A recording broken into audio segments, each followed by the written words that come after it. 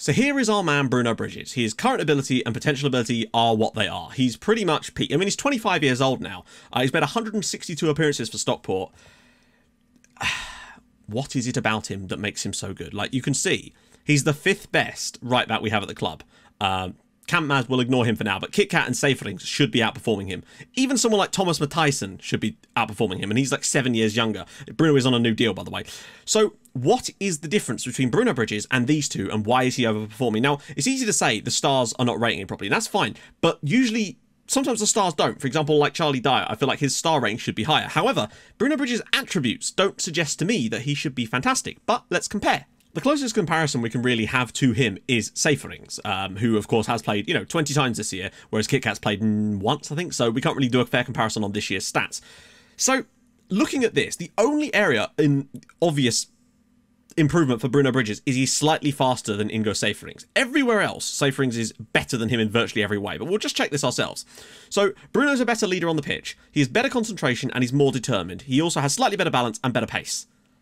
But other than that, Saferings is better than him in every single area. He's also taller, but that hasn't really affected his pace a great deal. So you'd think they're both either-footed. It's really, really strange. Just highlighting the active attributes for his role. Fullback on support, which is where he plays. Crossing, Saferings is better. Dribbling, he's much, much better than him. His passing is vastly better than him. His marking is marginally better. His tackling is better. Technique's the same. Decisions, concentration, slightly more in Bruno's favour here, certainly level, but all of these, his positioning, teamwork, vision, work rate, all in Safering's side. The pace of Bruno is slightly better, but it's a negligible amount. Looking at statistics as well, Safering does get more assists per 90 minutes and more key passes. Bruno completes more passes and has less shots on target. But look at the tackles won. He wins more tackles. His tackle completion ratio is lower. He covers more ground, but his average rating is through the roof. Why? It makes no sense to me as to why he's so much better. Maybe the big matches here? But look, Bruno's not exactly consistent here. He's a decent EFL League One player to give you an idea of how overperforming. And maybe it is just big matches. I mean, that is simple as that. Maybe it is just the fact that Safering's big match issue is what's causing Bruno to perform well against the likes of Chelsea and that. And Bruno does have, you notice here, a pro of big matches. And maybe because we're out so low on rep, that maybe every match in the Premier League counts as a big match. And that's why Bruno performs so well in them. Just a thought. That could be the only thing I can think of as to why Bruno performs better than him in virtually every single game. Now, I might just compare him to Kit Kat too, so we can have a look at that. So again, Bruno this time has got slightly better physical stats than Kit Kat, but Kit Kat is also faster than him, so we'll see. We can't really compare their actual stats for the year because Kit Kat's not played enough games.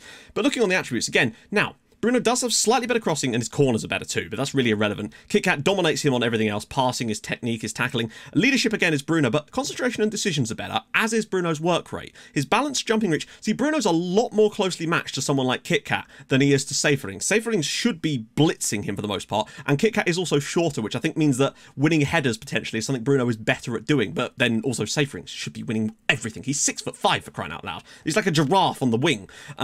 So perhaps there's that. Now let's just look at the actual report so we can see if any issues here. So he's unhappy, but he doesn't have any big matches, but he also doesn't have the pro big matches. He's unhappy because he wants a new contract and he wants to leave because he's not playing. He's got a competitive streak, but Bruno's not even got consistency. It is very interesting. If anyone notices anything as to why Bruno is able to perform, the only thing I can think of based on looking at this is that Bruno has the big matches won. And that is really, really helping him out and putting in above average performances. And maybe when we start to get better as a team overall, perhaps Bruno's performances might start to dip as the matches don't count as big anymore. That might be an issue that we find when trying to play him all the time. I'm obviously going to keep looking for a player to play in this role, because as much as Bruno Bridges is a legend of the club, we need to find someone who's going to play there and be like a Bednar or a Dimitrov on the right-hand side. And I'm always going to keep trying to sign someone for that role. But for now, this position is firmly Bruno Bridges, and he will see out the position as our right-back, see out the season there. I see no reason why he wouldn't do, frankly. It's only a brief little deep dive in, but if you see anything else, do let me know in the comments as to why you think Bruno is outperforming the likes of Kit Kat. Maybe he's got slightly better mentals, but he doesn't really. He's got a bit more experience, but it's not a tangible factor. There isn't an experience attribute, so to speak. So, I don't know. It's a very, very interesting one. I love how it says surplus to requirements. Yeah, my arse is surplus to requirements.